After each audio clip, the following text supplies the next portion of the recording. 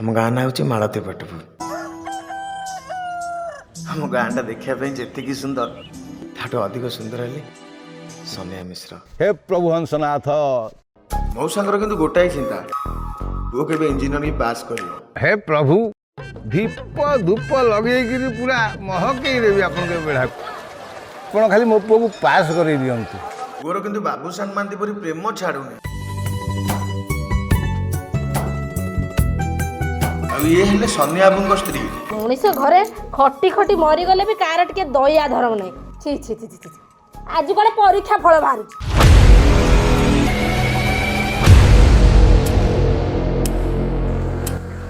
पास कर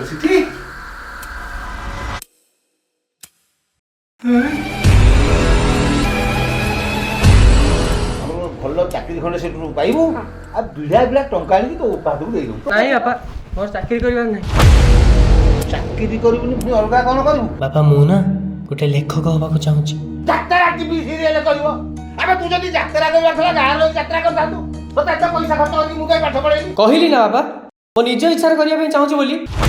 हयो ये स्टोरी लिखिबो आ आमे सिनेमा करिवु। अरे भाई सिनेमा एमिति लेखा जाए नहीं। मु देखिथिबा स्वप्न कोन पूर्ण हबनी।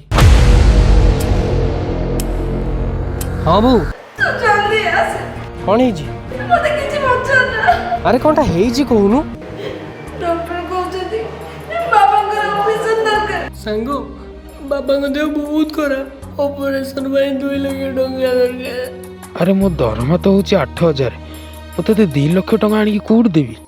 पूरा करबाको जेते मो सपन राति सारा चे दे छ जीवन ऋणी करी देला तुम लुह दी टोपा लुह दी टोपा।